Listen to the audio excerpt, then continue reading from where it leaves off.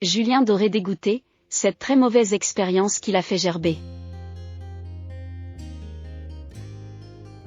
À 40 ans, Julien Doré a fait un sacré parcours depuis qu'il a été révélé au grand public en 2007 dans Nouvelle Star.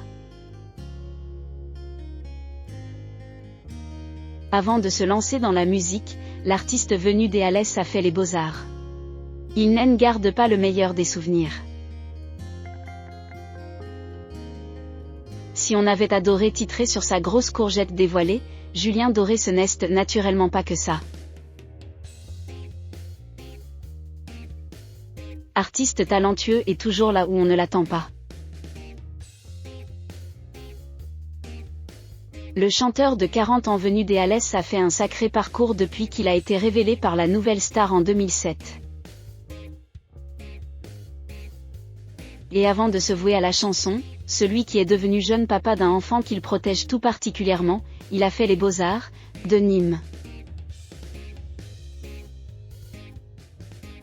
Un cadre privilégié, comme il l'avait fait savoir dans les colonnes du Parisien, et dans lequel il ne s'est pas réellement senti à sa place. Au détour d'une interview articulée autour de l'astrologie, pour un podcast Deezer. L'interprète de nous avait révélé avoir connu certains aspects qui l'ont fait gerber. Il affirme se foutre complètement de la hype. Les beaux-arts ont fait partie d'un chemin qu'il a considéré comme une lutte, un chemin de traverse. Mais ces années n'ont pas été faciles. Car il se souvient, l'élitisme me faisait gerber dans ses études, parce qu'on regardait mes parents quand ils rentraient dans une galerie. A déclaré Julien Doré, révélant ainsi qu'il était jugé comme n'ayant pas les codes.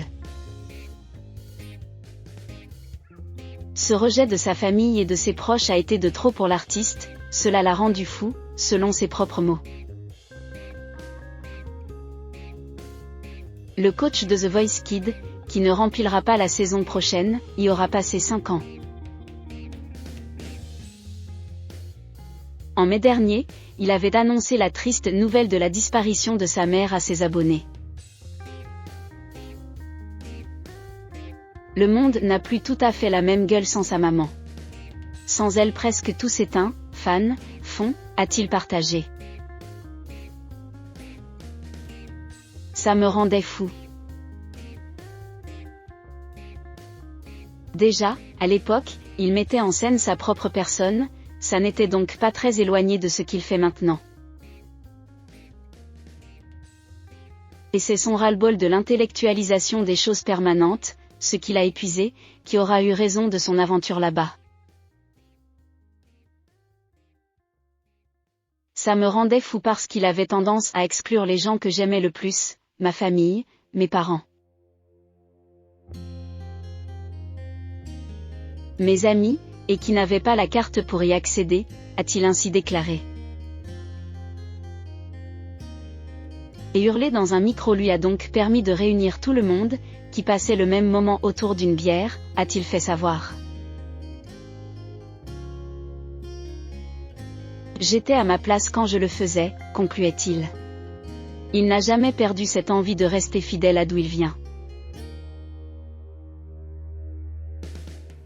À la télévision, j'ai fait une émission populaire, assez vite j'ai travaillé avec des gens comme Christophe.